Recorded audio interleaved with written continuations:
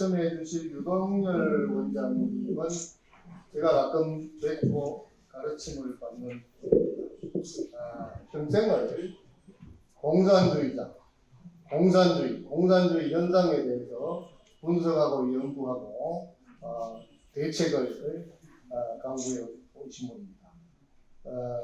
우리가 되게 악마를 적발해서 퇴출시키는 그 역할을 하고 퇴마사라고 하죠. 근데 유동열 원장님이야말로 퇴공산입니다. 공산주의자를 감별을 해서 퇴거시키는 역할을 평생 해오신 전사십니다. 예, 반갑습니다. 그 구체적인 사실 경력이나 이런 것은 지금 자유민주연구원 원장을 하고 계시고 국가정보학회 부회장을 하고 계신데 여기 쓰여져 있는 내용은 진짜 유동열 원장님이 하신 일의 극히 일부에 불과합니다. 그래서 이따가 필요하시면은 유동열 원장님이나 민경우 대표님이나 이재민 기자님이나 발표를 하시기 전에 잠깐 자기소개를 좀 해주셔도 좋습니다. 그 다음에 두 번째 발제를 하실 민경우 대표님은 제가 오늘 처음 뵙습니다. 처음 뵙는데 그 이름은 오래전부터 들어서 알고 있는데 지금 대한연대 상임대표를 하고 계시고 상당한 기간을 종북 좌파 세력의 거의 중심에서 활동을 하시다가 아마 생각과 활동 방향을 바꾸신 분으로 알고 있습니다. 서울대 인문대 학생회장을 하셨고요. 범민년 남천본부사무처장을 2005년까지도 하신 분입니다. 그래서 아마 남한의 종북 세력에 대해서는 굉장히 실천적으로 잘 알고 계실 겁니다. 아마 유동열 원장님께서 민경우 대표님도 분석을 많이 하셨을 거예요. 그런 생각입니다. 토론하신 이경민 기자님은 더 폴리시 코리아 기자님이신데요. 이 정책을 분석하는 그런 좀 독특한 언론사에서 지금 기자 생활을 하고 있습니다. 경기일보 기자, 국민보험공단에도 근무를 하셨고요. 국민의힘의 서울시당에서 부대변인도 하셨습니다. 서울대 심리학과를 졸업하셨고요. 그래서 제가 보기에는 오늘 이 주제를 말씀하실 분 중에는 이보다 더 좋은 발제자와 토론자를 모시기는 어렵지 않나 이런 생각이 듭니다. 그런데 오늘 제가 사회 좌장을 하려고 이 자료집을 보니까요, 여기 나와 있는 내용들이 진짜 중요하고 충실한 내용입니다. 그래서 이거 참 글자 한자 문장 한 줄도 소홀하게 빠뜨리기에는 너무 아깝다는 생각이 들지만은 시간이 부족해서요. 발제하시는 분이나 토론하시는 분은 요점 중심으로 시간을 좀 맞춰주시면 좋겠고 방청하시는 분들은 반드시 이 자료집 자체를 꼼꼼히 한번 읽어보실 필요가 있다고 생각합니다. 먼저 유동열 원장님께 첫 번째 발제를 해보겠습니다. 예, 방금 소개받은 유동열입니다. 저는 25년 동안 경찰청 공안문제연구소와 경찰대학 치안정책연구소에서 이 북한의 대남 전략, 국내 종북 문제, 안보대책을 주로 연구하고 근무하다가 2014년 2월달에 제가 명예퇴직을 하고 제 정년이 4년 4개월 남았는데도 불구하고 과감히 명예퇴직을 하고 나와서 자유민주연구원을 설립해서 현재 활동을 하고 있습니다. 오늘 이 물망초에서 주관하는 이러한 행사에 초청을 해주셔서 대단히 감사하고요. 사실상 그 물망초의 이 박선영 이사장님께서는 평생 북한 인권운동을 위해서 열심히 하셨고, 또 오늘 좌장을 맡으시는 우리 이재훈 변호사님은 이제 대한민국 최대의 애국 법조 단체인 한반도 인권과 통일을 위한 변호사 모임의 현재 회장을 맡고 계시면서 물망초 인권연구소의 소장을 맡고 계십니다. 제가 매우 존경하는 어르신인데요. 다시 한번 깊이 감사를 드리고, 제가 와서 보니까 제 오늘 주제가 북한의 대남 공작인데, 이 북한의 대남 전략에 대해서 꿰뚫고 계시는 이동복 전 남북 고위교 회담 대표도 오늘 나오고 계시고요. 또 저쪽 중간에는 생각지도 안 했는데, 실제 대공전선에서 이 북한 간첩을 검거하고 우리 대한민국의 안보를 지키는데 정말 일조하신 전 기무사령부 방첩처장이셨던 김상인 장모님 등 동료들이 지금 나오고 계십니다. 이분들은 저도 현직 때부터 오랫동안 알고 있었지만 정말 자기 개인의 일상을 버리고 국가를 위해서, 국가 안보를 위해서 대공전선에서 직접 북한하고 맞서 싸웠습니다. 이런 그 어르신들을 뵙게 돼서 반갑고요. 네, 오늘 진행을 하겠습니다. 그래서 지금 여러분이 받으신 그 자료집에 보면은 이게 20페이지에 걸쳐서 상세하게 제가 자료 제공 차원에서 북한 대남 공작의 이론과 실제를 제가 적어놨습니다. 그런데 강의를 효율적으로 하기 위해서 저희가 아닙니다. 그쪽으로 해야 되나요?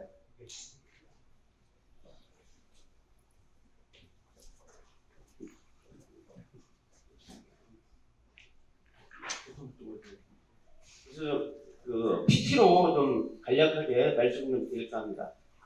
궁금하신 것은 나중에 플로에서 질문해 주시면 됩니다. 먼저 제가 제일 이제 강조하는 것은 첫째는 우리가 북한이 뭐냐, 북한을 어떻게 봐야 되는 문제 하나 하고요. 본론으로 들어가서 북한의 대남 공작의 체제, 쉽게 이론이죠. 북한 대남 공작의 체제를 설명하고, 세 번째는 북한이 지금 우리 대한민국을 향해서 어떻게 대남 공작을 전개하고 있는지 그 양상을 살펴보고, 마지막으로 전망하고 대책을 나누는 설명을 진행해 왔습니다. 우리 교재에는 제가 북한의 북한 체제에 대해서는 말씀을 안 드렸는데 꼭 좀 짚고 넘어갈 것 같아서 제가 지금 가지고 올라왔습니다. 여러분, 자꾸 이 북한은 대한민국 헌법과 또 실정법 체계상 국가가 아닙니다. 반국가 불법단체에 불과합니다. 이 오늘 최대원 전 서울대 법대 헌법학 교수님이 지금 나와 계시는데요. 제가 이제 우리 최대원 교수님 앞에서 이런 말 해서 죄송하지만, 북한은 헌법과 대한민국 실정법상 국가가 아닌 저희 반국가 불법단체에 불과한데, 문제는 뭐냐? 우리들이 아무 의식 없이 개념 없이 북한을 국가로 호칭하고 있다. 북한은 핵 보유국이다. 북한은 테러 지원국이다. 북한은 불량국가다. 북한은 비정상국가다. 이러한 표현들은 북한을 국가로 인정하는 표현이기 때문에 우리 헌법 정신과 헌법 쪽에 맞지 않습니다. 북한은 비정상 집단이고, 핵 보유 집단이고, 불량 집단이고, 이렇게 표현하면 되잖아요. 왜 국가라는 표현을 받았습니까? 국가가 아닌데. 여러분, 우리 형법 98조는 간첩죄입니다. 간첩죄. 그런데 이 북한 간첩을 잡으면 형법을 적용을 못합니다. 왜 그런지 아세요? 형법 98조 간첩죄를 보면 적국을 위해서 간첩 활동할 때 처벌하는 건데, 북한은 국가가 아니기 때문에, 적국이 아니고, 적은 맞는데 국가가 아니기 때문에 98조를 적용하지 않고 국가보안법 제4조 목적수행 간첩죄를 적용하는 거예요. 그러니까 앞으로 여러분은 절대 북한에게 나라 국가라는 호칭을 붙이면 안 된다는 걸 다시 한번 말씀드리고요. 그 다음에 바로 넘어가겠습니다.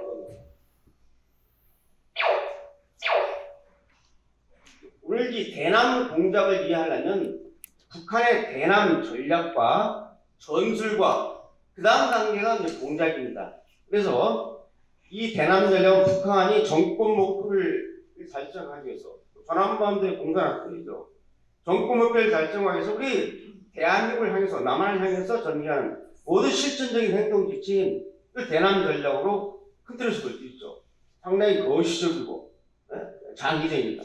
그런데 이 전략은, 전술은 뭐냐면 이 대남 전략에 입각해가지고 그 범위에서 짧은 기간 내에 바로 그 공산주의자들이 혁명의 주력군이 해야 될 역할, 어떤 식으로 조직을 꾸릴 것이냐, 어떤 식으로 투쟁할 것이냐, 어떤 식으로 선동설령을 해야 될 것이냐, 혁명의 주력군과 모두 역량을 형성하는 문제, 이러한 문제는 전략이고 세부 계획은 바로 전술입니다. 그다음에 그 전술은 미시적이고 또 단기적인 것이죠. 그런데 공작은 뭐냐면 이 하나의 유니트 사안별로 북한이 정권 목표를 저희 전환반도의 공산화 추진하는 정권 목표를 달성하기 위해서 서로 전개하는 합법 또 반합법, 비합법과 반합법 영역에서 전개하는 그러한 그 행동을 총칭해서 대남 공작이라고 저희는 정의합니다. 그래서 여기 이 반합법이 나오니까요, 사람들이 자꾸 반대 반자를 쓰는데 이 반대 반자가 아닙니다. 절반은 합법이고 절반은 비합법 투쟁하는 것을 반합법, 하프죠. 그래서 자꾸 이 반합법 투쟁하면 대부분이 우리 안보부서에서도 한문 쓸 때 반대 반자를 쭉 써놓는데 이건 반대 반자가 아닙니다. 반합법은 절반 반자죠. 바로 모특동이가 저희 그 공산혁명 전술을 할 때 이 반합법 투쟁을 할 때 대합했기 때문에 이 정도 해주고요. 북한의 대남 전략은 전함반도를 이제 그 남한의 해방권 전함반도를 공산한다는 것이죠. 그래서 전함반도를 김일성, 김정일 비교하고 그다음에 공산주의사를 건설한다고 이것이 딱 명시할 수 있습니다. 자기들 거기 정당 비하해서 우리 그 페이퍼에 지금 자료들이 나와 있기 때문에 생략을 하고요. 작년 1월달에 열린 제 8차 당대회 때 북한이 그 2010년에 30년 만에 당 규약을 바꾸면서 공산주의를 뺐어요. 여기 보세요. 80년 14 제2초당대회 최종 목표 온사의 주체 사상화 공산주의 사회 건설이 딱 명시했는데 30년 만에 당 규약을 수정하면서 온사회를 주체 사상화해서 공산주의란 말이 없습니다. 인민대중의 자율성을 완전히 실현한다고 했는데 이걸 보고 이제 북한이 적화 통일을 포기했다고 하는 이런 분석들이 나오는데 천만의 말씀입니다. 여기 인민대중의 자율성을 완전히 실현한다는 자체 이게 바로 공산주의 사회를 의미합니다. 자, 한번 제가 보겠습니다. 이거 보세요. 북한 철학사전에서 공산주의를 어떻게 정의하고 있냐. 공산주의 사회는 인민대중의 자율성이 완전히 실현된 사회다. 그러니까 공산주의라는 표현 대신에 풀어 쓴 거예요. 이걸 아는 사람이 없습니다. 제가 당시 현직에 있을 때 북한 그 당대 실시각 1시간 뒤에 늦게 방송에서 저희한테 막 목소리 막 들어오는데 이걸 보고 깜짝 놀랐어요. 아, 북한이 이제 완전히 이제 이렇게 현혹하는구나. 그래서 인민대중이 자주성이 실현되는 사회를 건설하겠다고 하는데 이게 뭐냐를 잘 모르죠. 저는 바로 철학사전하고 주체사상 통계에 나온 이 공산주의 개념을 가지고 달라지는 건 없다. 적같은 포기하라는 보고서를 올린 기억이 납니다. 뭐 생략을 하고요. 시간이 없으니까 제가 오늘 좀 드리고 싶은 얘기는 북한이 어떻게 지금 대남 공격하는가 여기에 초점을 맞춰보자 합니다. 여기서 꼭 하나 아셔야 할 게 뭐냐면 자주문제 통일입니다. 이 북한의 대남 투쟁 3대 과제라고 불리는데 일명 자민통입니다. 국내에서는 자민통 투쟁을 하는데 자주적으로 민주적으로 통일하자는데 뭐가 나쁩니까? 아주 정말 좋은 용어지만 이 용어의 내용을 보면 이 자주는 뭐냐? 통일하는데 북한은 자주화가 돼 있는데 남조선은 자주화가 안 돼 있다. 왜? 남조선은 미제국 때 건국 때 식민지 사회. 그러니까 통일하기 위해서는 남조선 사이에 자주화가 필요하다. 그러면서 이제 주한미군 철수 바로 반미 자주화 투쟁이 나오는 거죠. 그러니까 민주는 뭐냐? 남북의 무력의 개입 없이 민주적으로 통일하자. 얼마나 좋은 얘기.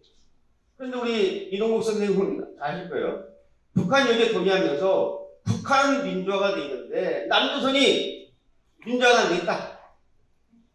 왜 민주화가 안 돼 있냐? 남한의 국가보안법, 또 당시 중앙정보부, 지금은 국정원이지만은, 그 다음에 보안사, 경찰, 대북경찰 등 이런 대공수사기관이 멀쩡한 국민들, 민주인사를 억압하고 탄압한다. 등등을 내세우면서 따라서 통일하기 위해서는 남조선 사이에 민주화가 필요하다. 이러면서 소위 반파쇼, 반독재 민주화 투쟁을 전개하는 게 아니었습니까? 통일은 뭡니까? 우리가 영원한 자유주의 통일이 아니라 북한식 연방제 적화 통일을 의미하는 거죠. 그러니까 이 자주민주 통일이라는 용어가 용어로 불면 자주적으로 민주적으로 통일하자고 하는데 전혀 아니죠. 7.4 공동성명, 6.15 공동성명에 나와 있는 통일 3대 원칙이 있죠. 자주, 평화통일, 민족 배당의 원칙도 이런 연장선에서 해석하시면 됩니다.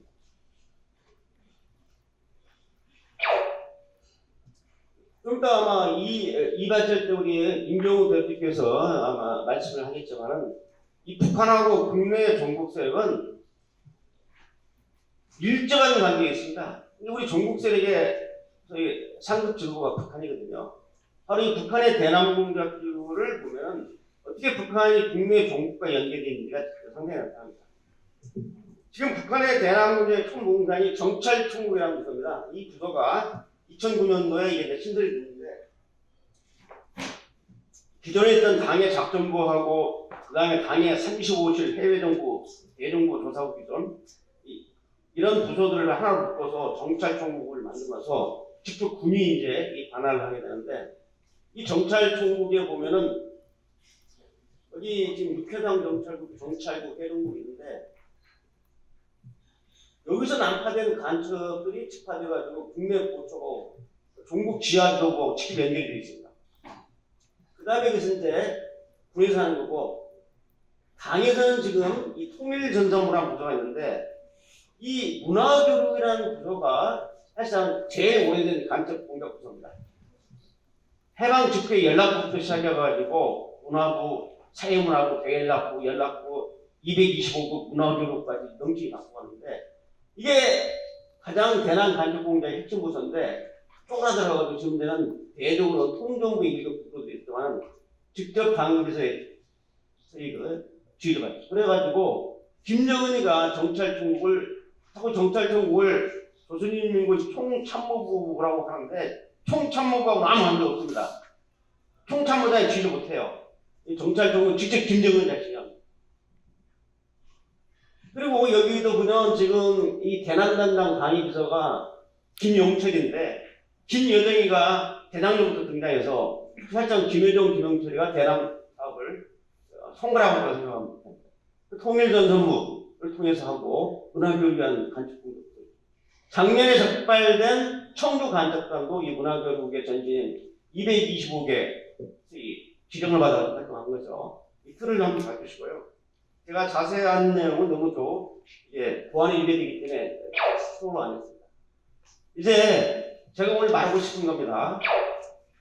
지금 북한이 어떻게 윤석열 정부를 향해서 대남 공격을 전개하는가를 이제 말씀드리기 전에 북한 김일성이가 소위 하달한 대남 공작의 지침을 좀 말씀을 드리면 이해가 될 겁니다. 1964년 2월 27일 날인데요. 65년에 김일성이가 인도네시아에 소라트 대통령의 초청을 받아가지고 인도네시아 회의에 안동에 참석을 합니다. 그래가지고 연설을 하면서 인도네시아 그 알리 아람 차해가원에서 연설을 하면서 이런 말을 합니다. 우리 조선민주인민공화국은 북한은 조국을 통일하기 위해서 불안하게 3대 혁명 역량을 강화한다. 그 첫째가 북한 내부의 혁명 역량을 강화하는 것이고 두 번째는 남조선 내부의 혁명 역량, 마지막으로 국제적 지위를 받는 국제혁명 역량 강화다라고 하는데 이게 이름하여 3대 혁명 역량 강화 노선인데 2022년 현재 한번 비교를 합시다. 첫째, 국제혁명 역량은 거의 북한이 기대할 수 없게 됐어요. 1990년 초까지만 하더라도 전 세계 절반 정도가 사회주의 국가이기 때문에 이제 동서 냉전 체제에서 북한이 남침을 해도 절반 정도는 북한이 더 지지해 주는 상황이 됐지만 소련 무너지고 동부 사이익도 무너지면서 이제 사실상 국제혁명 역량을 북한이 강하게 됩니다. 믿고 있는 혈맹인 중국도 대한민국과 외교관들 그 신에 죽였거든요. 거의 지금 기다리기 힘든 상황이고요. 그리고 북한 내부 혁명 역량도 극심한 경제난 때문에 제가 간단하게 세모로 표시했는데 비실비실해요. 그렇지만 왜 가이트가 아니냐? 북한 경제가 비실비실하지만은 핵이나 미사일을 만들고 대남 간첩 공작에는 돈을 아끼지 않습니다. 그렇기 때문에 제가 이거 제보를 해요. 그런데 지금 문제가 뭐냐면 북한이 전환반도를 공산하겠다고 설정한 300명 중에서 남한 내부 혁명 역량이 꽤 동그라미예요. 국내에 주사파라는 조직이 국내 파트너들이 구축이 돼가지고 북한을 추종한 이 집단적 부류가 형성돼 있고, 그러니까 만약에 북한 김정일이나 김정은이가 남한 내부 혁명량이 가입하라고 하면 뭘 믿고 혁명을 추구하겠습니다. 남한 혁명을 할 수가 없어요. 그런데 남한 내부에서 김일성, 김정일, 김정은을 추앙하고 김정은을 통일 대통령을 못 시작하고 이런 상황이 전개되는 상황에서 얼마나 고무되겠습니까? 그러니까 지금 사실상 기본적으로는 이 북한의 대남 적혁명은 북한의 적혁명 전략이 있다고 하는 거지만 어찌 보면 실질적으로는 우리 내부에서 어서 빨리 대한민국을 먹어달라고 하는 종북 세력들의 바로가 여기 상되고, 이 세력들은 이 세력, 종북 비호 세력들이 정권을 세 번이나 잡았습니다. 김대중 정부, 노무현 정부, 문재인 정부까지 이 종북 비호 세력, 지원 세력이 정권을 세 번이나 잡을 정도로 우리 사회에서 뿌리 내린 세력이죠. 이 종북 세력을 뭐라 우리가 딱 보면 안 되니까. 그래서 김일성이가 남한 혁명 역량을 강화하기 위해서 뭘 해야 되느냐? 김일성이가 직접 교실을 내렸어요. 첫째는 남한 인민을 정치 사상력으로 각성시켜야 된다. 무슨 말이냐면 자유민주주의, 자본주의에 쩌들고 있는 남한 인민과 혁명이 안 된다. 따라서 먼저 남한 인민들을 공산주의 사상으로 의식화시켜라. 친북 의식하죠. 주체 사상에 물르게 하라. 두 번째가 뭡니까? 남한 내 민주주의운동을 지원하라고 하니까 북한은 김일성이 할 일 없어서 대한민국의 자유민주주의 운동을 지원합니까? 여기서 김일성이 말하는 민주주의 운동은 바로 종북운동, 반정부운동 이런 운동을 말하는 거예요. 자유민주주의 운동 지원이 아닙니다. 세 번째는 혁명당과 통일전선을, 혁명당은 남한혁명의 사행처리죠. 지하당을 구축하고 그 보조 역량인 통일전선을 구축하고, 그 다음에 이 상당히 중요한 내용입니다. 네 번째, 반혁명량, 절반 방향이 있던 반대 발전이다. 남한혁명을 방해하는 반혁명량을 거세시키고 시작하십니다. 북한이 남한혁명을 방해하는 반혁명 역량을 꼽고 있는 게 주한미군, 국군, 안보부 정력이죠. 그리고 대공수사기관, 국정원, 경찰청, 지금은 이제 방첩사령부가 됐죠. 이런 대공수사기관을, 그 다음에 제도적인 반혁명 역량인 국가보안법. 자, 여러분, 지금 이런 것들이 지난 문재인 정부 시절에 다 이런 걸 하기 위한 여건을 다 우리 정부가 스스로 가졌어요. 그러니까 북한의 간첩들이 내려와서 대남 공격을 통해서 이러한 분위기를 읽어줘야 되는데 문재인 정부가 여기에 대한 밑밥을 다 깔아줬어요. 더 이상 제가 말하니까 아쉽습니다. 이제 구체적으로 본론으로 들어가겠습니다. 지금 북한 대남 공작 부서의 당면 과제는 뭐냐? 당면 과제는 지금 적화혁명의 주 객관적 상황을 조성해서 남한혁명을 쌍이라는 여기에다 초점을 맞춰놓고 윤석열 정부의 정권 기반을 무력화시키자. 와해시켜준다. 여기다가 지금 총력을 들고 있어요. 그래서 윤석열 정부하고는 상종하지 않겠다. 남한 정부 배제 공작을 전술을 펼치면서 윤석열 정부의 정권 기반을 와해시켜준다. 그럼 내용이 뭐냐? 첫째는 이 북한의 남한혁명의 강력한 억제력이 디터런스. 바로 한미동맹을 와해시켜야 된다. 두 번째는 대한민국의 안보부장력인 군과 간첩들 안보위의 사고를 검거하는 안보수사기관을 이걸 무력화시켜야 된다. 국정원, 경찰, 그다음에 방첩사령부 등등, 그리고 국가보안법을 없애야 된다. 여러분, 한미동맹과의 문재인 정부가 말로는 한미동맹 강조하면서 헌집거리는 친북, 친중, 반미, 반일 했잖아요. 그러니까 한미동맹의 신뢰위기가 문재인 정부에서 됐다고. 군 안보기가 무력화해서 국방개혁 2020 하면서 군을 무력화시키는 군이요. 군의 심전, 부대를 완전히 마해시켜버립니다. 그리고 국정원의 대공수사권을 폐지하는 만행을 저지르고, 그리고 안보경찰 인력을 줄이고 말이죠. 국군 기무사를 무슨 계엄대기 국권을 가지고 뭐 쿠데타 국권 운영하면서 명칭을 갖다가 3분의 1 인력을 빼고 군사안보 지원사령부라는 폐기한 점을 만들고 지금 이제 방첩사령부로 다시 돌아왔지만 이런 일을 지금 누가 하고 있느냐? 문재인 정부가 해준 거예요. 누굴 위해서? 북한 김정을 위해서. 이걸 지금 윤석열 정부에서 입장을 보겠다는 거예요.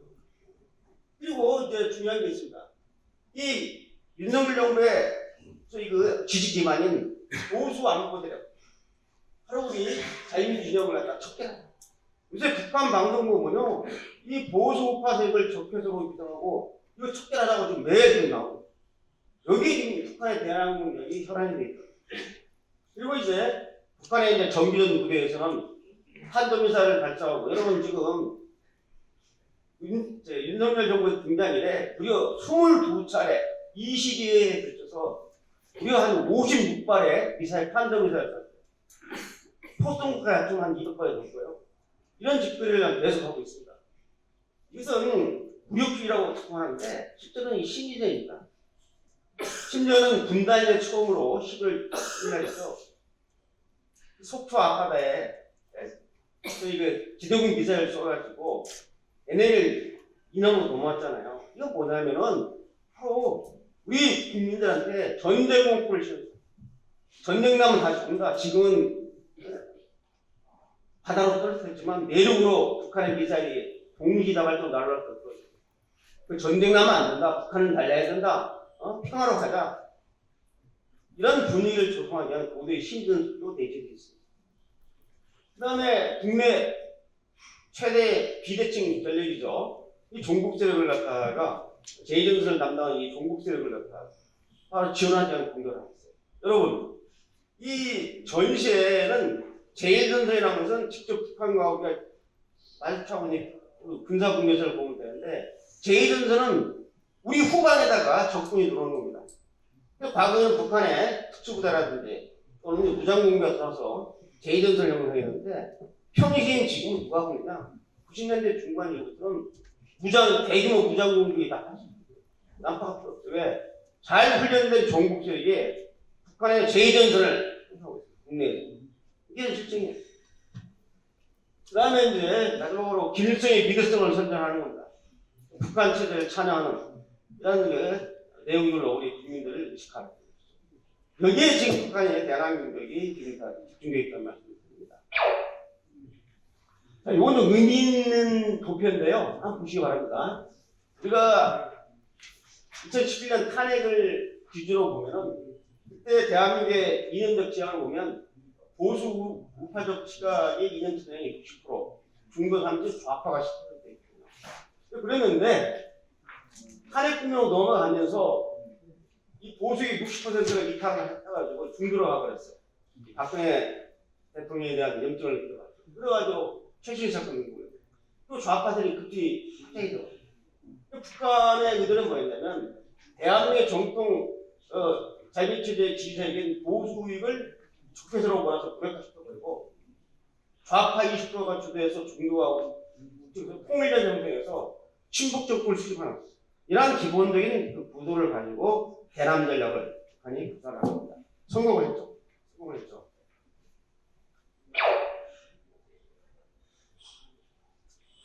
지금 간첩 공작에 대해서 말씀드리면요, 이 북한의 대남 공작부터는 이제 지금 2009년부터 김정일 지시로 군이 장악을 해버렸어요. 대남 공작. 그동안에 당에서 장악했던 대남 공작권을 김정일이가 엄청 화를 냈어요. 60년 넘게 대남 공작을 당이 했는데 스님의 유인이 간직됐다. 사람만들 뭐냐? 지금부터는 군으로 가라. 그래서 저희 군에다가 대남 공작권에 주도권을 줘버렸어요. 그러다 보니까 정찰 정부에서 대남 공작의 전투화대 공사단. 그 다음에 요새는 간첩을 잡아도 무전기도 안 나오고 권총도 안 나오고 독침도 안 나옵니다. 독침도 안 나오고 갑자기 뭐 하는 거냐? 그럴 필요가 없죠. 왜? 육해상으로 직접 침투하는 게 아니라 제3국을 통해서 들어오거든요. 8국민을 가정을 들어. 위장착오. 떳떳하게 그냥 국민으로 돌아가지고 필요할 때는 이미 다 내설된 두복부를 갖다 찾아가지고 두복부에다가 사서 권총, 나무, 공작품 그러니까 요새는 간첩을 잡아도 또 흔한 그 권총 하나 안 나오고 무전기 하나 안 나오고 왜? 무전기 무슨 줄 알았어요? 다 인터넷으로 다 하는데 사이버도 갖고 가지고 사이버로 다니죠. 이런 식입니다. 그렇기 때문에 이 규정의 단기간들이 많이 내려오고요. 그 다음에 제3국 우회 침투하는 게 인정가 되고 요새는 이제 첨단 사이버 활용하는 단체죠. 대부분 무전기가 없어요. 대부분은 이제 다 인터넷 공간을 사이버 공간에서 교준하고 있습니다. 이런 것들이 최근의 그 특징인데요. 네, 구조조랑 해서 북한의 대남공작의 핵심은 역시 간첩 공작이다. 간첩을 침투해서 국내 지하당을 구축하고 그리고 이제 독립성을 수립하는 것이죠. 지속적으로 해왔는데 이 김정은 정권 이후에 왕대산 간첩단 적발됐고 작년에 청주 간첩단 적발됐죠. 그다음에 여기 보면 국내 종국과 연계하는 공작하고 많이 있는데 범인은 남측공군 사건. 좀 아주 인간적으로 좀 미안하지만 우리 민경호 대표가 범인연 사무처장을 해서 그 당시 국가보안법 위반으로 검거되었을 때 저는 그 당시에 우리 검찰 측 증인으로 직접 법정에 나가서 민경호 대표를 벌을 줘야 된다고 제가 직접 제 증언한 사람입니다. 그래서 그런 악연이 있지만은 지금 우리 민경호 대표가 이렇게 전향을 하셔가지고 이 자인적 가치를 실천하려고 노력하고 있으니까 제가 많이 하는 소리 찡하기도 합니다. 예.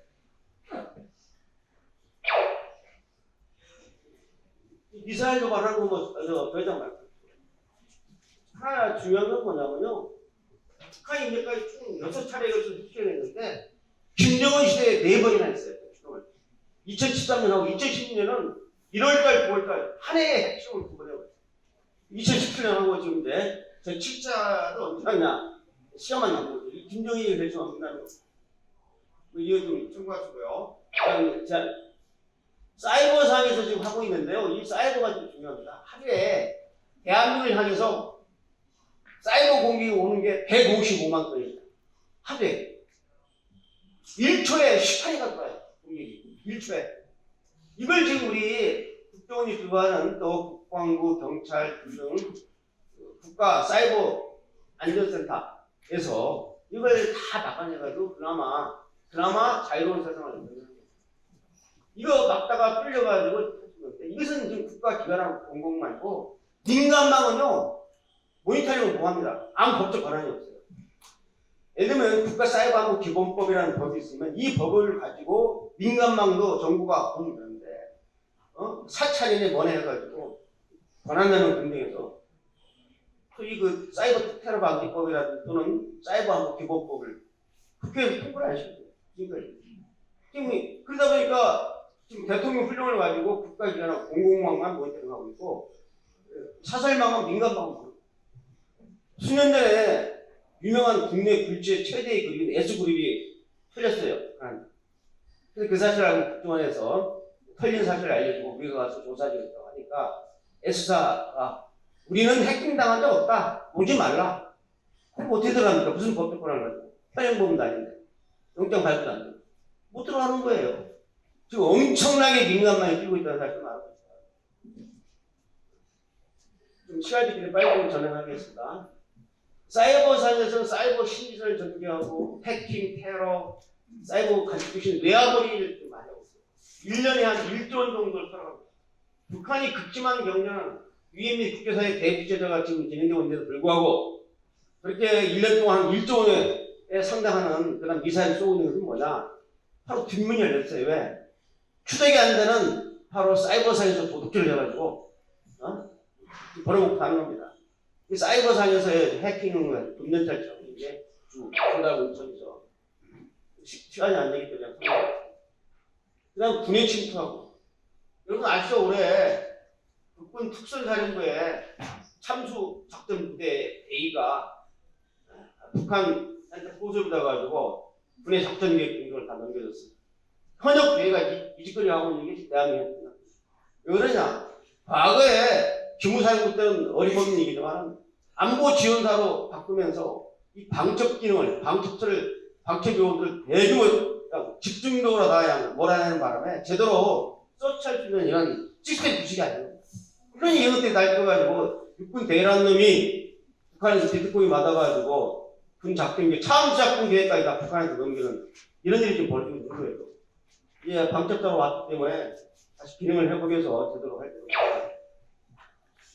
얘들이 국내만 하는 게 아니라 이게 나와 있잖아요. 해외에서 설치입니다. 북한하고 남한의 종국 세력하고 해외 종국 세력이 3자연대 공격을 해가지고 이번에 지금 이태원 그 압사 사건도 말해서 이 북한, 남한, 종국, 해외 종국들이 합쳐가지고 막 집중적으로 지금 우리 윤석열 정부를 갖다가 비난하고 각성 가짜뉴스를 유포하고 있는 중입니다. 이 간첩 사례를 보면요, 북한이 어떻게 대남 공격하는지가 안 낫진 않았는데 가야기 같은 거죠. 지금 제2주에 발표할 우리 이용호 대표가 발표할 종국색은 어떤 유상이냐? 북한의 대남 공격상 종국색은 어떤 유상입니까? 이건 바로 북한의 비대칭 전력을 보시면 안 돼요. 무슨 말이냐면 비대칭 전력은 우리는 갖고 있지 않는데 상대방이 갖고 있는 전략입니다. 핵. 북한은 핵이 있지만 우리는 핵이 없잖아요. 비대칭 전략입니다. 자, 북한의 핵 추전 20만 해상대 추전 문제. 우리는 갖고 있지 않습니다. 그 다음에 사이버 해킹 전력. 근데 이런 것만 얘기하는데 실제로 북한이 가장 유용하게 사용하는 종국색은 뭐냐? 비대칭 전력은 바로 종국색입니다. 자, 북한은 대한민국의 북한을 추천하는 종국색을 지니고 있지만 북한은 대한민국을 지지하고 대한민국을 위해서 활동하는 동남세력이 형성이 아닙니다. 바로 종국색이야말로 북한이 유용하게 사용할 수 있는 북한 최대의 제일 비대칭 전력이다라고 이런 식으로 접근하고요. 이 청주 간접당 사례 같은 것을 보면은 진짜 어떻게 북한이 국내하고 연결되냐. 북한이 2017년에 그때 2004년에 후속을 해가지고 2017년에 지하 당을 건설했죠. 중국 동계라는. 인원이 몇 명이냐? 딱 4명이에요. 4명도 안 되는 놈들이 작전을 해가지고 소위 자주통일 충북 동계, 원래는 조선노동당 충북 지역당인데 북한이 명칭을 이렇게 갖지 말라. 조선노동당 북한과 연결을 갖다가 비치 말라고 했죠.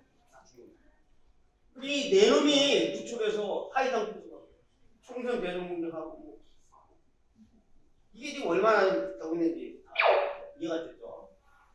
시간이 없기 때문에 넘어가겠습니다.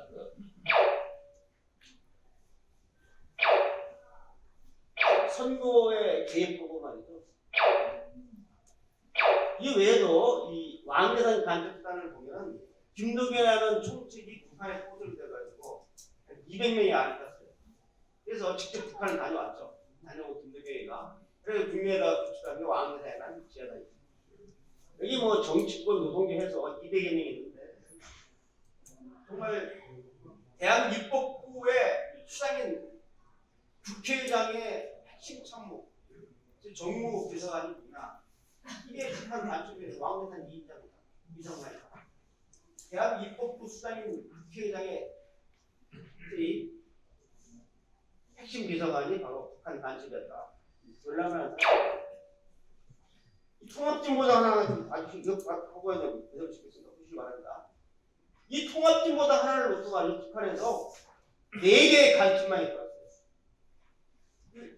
통합진보당의 전치고 민주노동당을 청소를 할 때 1심에서 민주노동당이 서울시장을 당하겠죠.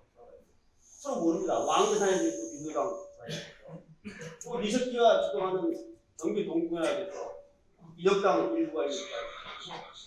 또 이 강태원 간첩도 그러니까 저희 공안당에서 확인하는 것만 민주노동당이라는 대들마저 세칭 진보정당에 3개의 간첩, 4개의 간첩만 있어요. 확인된 것만. 확인 안 된 간첩만 있어요. 서로 단선적인 복종 포치기 때문에 서로 싸다녔기 때문에 서로 몰라요. 얘가 1심인지 왕대산인지. 이런 구도가 바로 이거다. 어떻게 어떻게 뜻이냐? 지금 많은 분들이 대한민국의 안보 구도를 대한민국의 북한 1대1의 구도로 보는데 사실 그게 아니에요. 우리 앞서 계신 이동 목사님께서 항상 강조합니다. 대한민국 현재의 상황은 1대1 남한데 대한민국의 북한이 아니라 1대1 싸움을 하고 있다. 뭐냐? 서로 종북 세력. 문희는 대한민국 국민인데 문희는 대한민국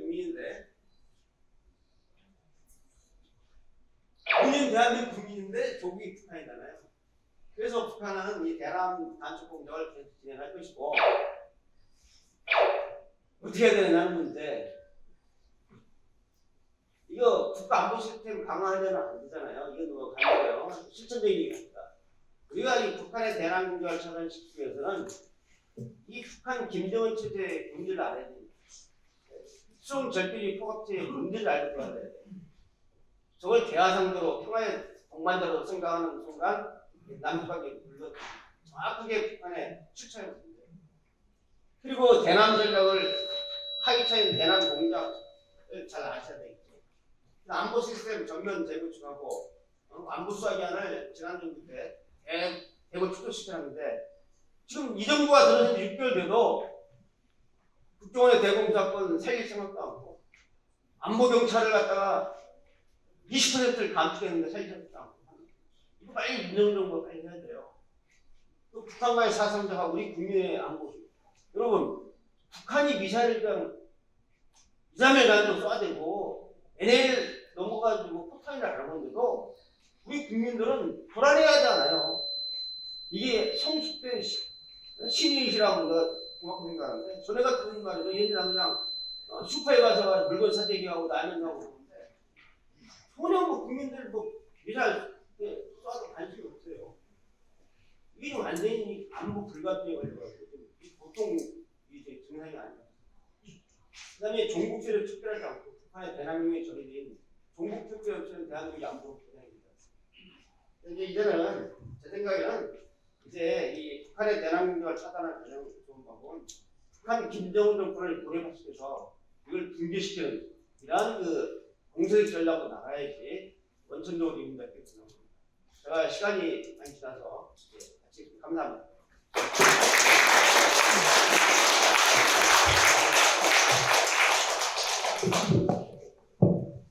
예, 윤석열 원장님께서 김정은 시대의 대남 적화 공작의 목표가 뭔지, 어떤 수단을 갖고 공작을 하는 건지, 그 다음에 조직과 전략 전술은 어떤지, 지금 실태가 어떤지, 대책이 뭔지 자세하게 발표를 해주셨습니다.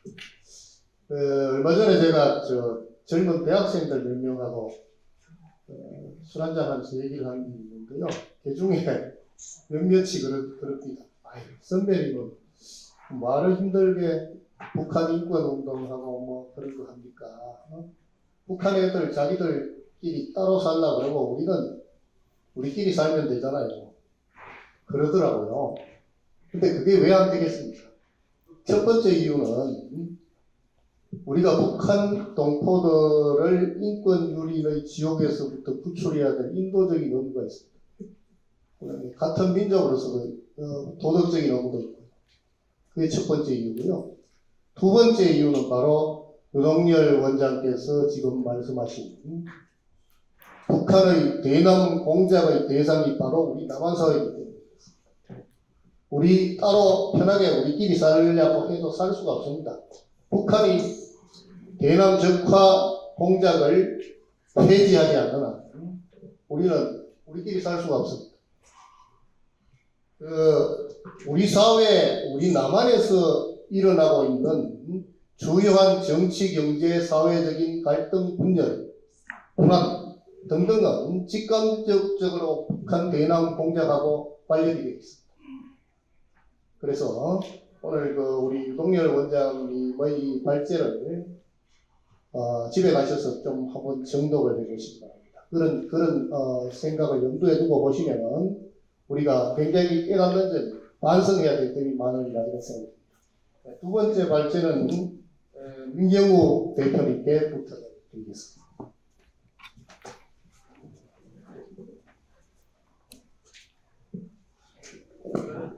저는 그냥 구도로 발제할 텐데요. 시간이 많이 지나서 제가 끊어서 하겠습니다. 먼저 제 소개를 하는 게 좋을 것 같아서 저는 65년생이고요. 87년 유관학년 당시에 그 서울대 인문대 학생회장이었고 95년부터 2005년까지 지금 앞에서 나온 법민전 남식법원 사무처장이었습니다. 2019년 감옥에서 2005년도에 나왔는데 그때부터 이게 아니다 싶어서 생각을 좀 바꾸다가 저는 이제 지금도 수학 선생입니다. 2019년 조국 사태 이후에 이게 진보가 좀 문제가 있구나 이런 생각이 들어서 생각을 바꾸기 시작해서 대한전대까지 와 있습니다. 제가 아마도 저는 원론적인 얘기보다 구체적인 실상에 관한 얘기를 듣는 게 제가 하는 게 좋을 것 같아서 소개를 할 텐데 특히 이제 여러 가지 조건상 분자산의 약속을 중심적으로 소개하겠습니다. 분자산의 약속을 들어보십니다. 분자산의 약속이라고 제가 볼 때 공안기관에서 얘기하는 주사파와 주사파들이 얘기하는 주사파가 조금 다릅니다. 그러니까 공안기관에서 얘기할 때는 북한의 대남 공작 이렇게 접근할 수 있는데 남한의 주사파 입장에서 대남 공작 그 부서는 잘 안 보입니다. 저희가 받은 건 그런 면에서 굉장히 중요했던 게 제가 생각할 때 한국 주사파의 핵심 중에 하나는 단연 한민전입니다. 한국민족민주선입니다. 이거 들어보셨나요? 네. 주사파 통역당보다 훨씬 중요한 조직이 한민전인데 한민전이라는 걸 계속 체계적으로 잊혀지다 보니까 지금은 주사파 운동에서 한민전을 아시는 분이 없죠. 그리고 제가 일했던 범민련 한총련이 또 주사파에서 핵심적인 조직이고요. 다시 한번 정리하면 86년부터 92년 정도까지 한국 주사파를 핵심 짓는 단어는 전대협이 아닙니다. 임수경이 아닙니다. 뭐냐면 한민전입니다. 통역당의 출신인 한민전의 방송을 보고 활동해서 80년대 후반에서 90년대 초반이고요. 이 얘기는 나중에 저한테 막걸리 한 잔 사주시면 편하게 다해드리겠습니다. 그 다음에 93년부터 한 99년까지는 단연코 범민련 한총련입니다. 제가 범민련 남식법 사무처장으로 실무 책임졌습니다. 저를 띄엄띄엄 보시면 안 되겠습니다. 웃으셔야 됩니다. 민망해집니다. 범민련 한총련 얘기도 다음에 하겠습니다.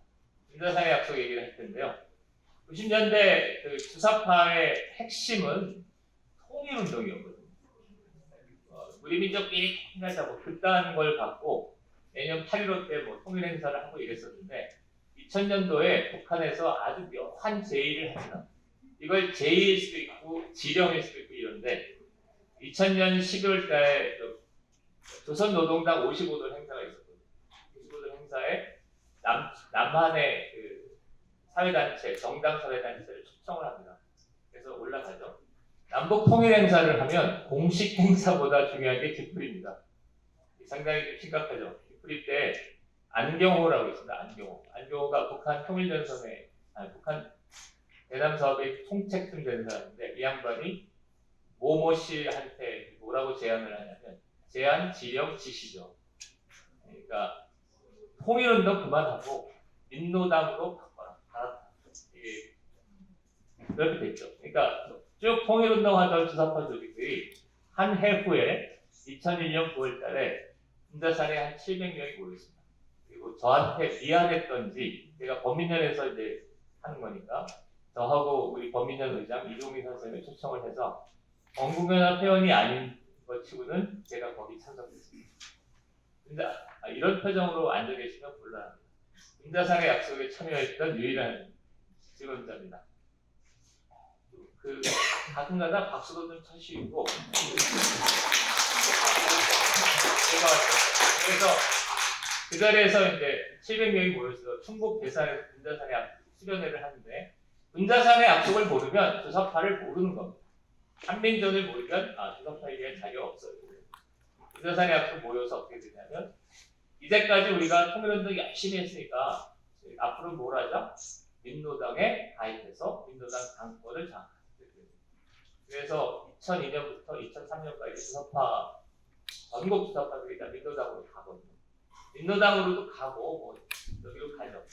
그래서 지금도 주사파가 셉니다. 운동권의 한 8대2, 나머지 20%는 뭐 참여연대 뭐 그래도 그게 아니고 주사파가 대부분이 장악합니다. 삽시간에 어디를 장악하냐면 민주노총하고 민주노동당을 장악합니다. 민주노총 지금 지도부가 주사파입니다. 그 다음에 민주노동당도 어떻게 되냐면 2008년 무렵에는 주사파가 장악을 하거든요. 그리고 아까 유동열 선생님이 얘기하셨던 것처럼 2010년대에는 민노당의 민노당 안에 4개의 간첩선이 있었다고 하잖아요. 오늘 처음 들었습니다. 하나가 1심의선, 왕대산선, 또 하나가 민혁당, 경기동부선, 강태훈 씨라고 저런 감옥 생활을 했습니다. 그 양반이 4개 선이 있어서 2008년에는 주사파가 다 장악을 하거든요. 자, 운명의 2012년이 옵니다. 2012년에 대선이 있었잖아요. 대선. 누구냐면 박근혜 뭐라 그래죠? 대표와 문재인 당대표가 해서 박근혜가 이겼잖아요. 2012년 4월달에 총선이 있던 걸 기억하시죠? 그 총선 때 이정희의 통합진보당, 그다음에 유시민의 국민참여당, 그다음에 심상정의 진보진보당이 합쳐서 만든 조직이 통합진보당이죠. 왜 이러십니까? 신문은 보셨던 거죠? 통합진보당이 만들어져서 그 당시에 문재인 정부도 한국의 야당 정치세력 측은 상당히 주사파의 우호적인 조직인 것 분명해요. 그러니까 두 개를 하는 거잖아요. 하나는 통합진보당이 독자적인 후보로 되는 것도 있었는데 더 큰 게 뭐냐면 문재인 이쪽이 양보를 해버리니까 후보 단일화를 하거나 비례대표에서 선출이 되잖아요. 그래서 통합진보당이 13석을 얻죠.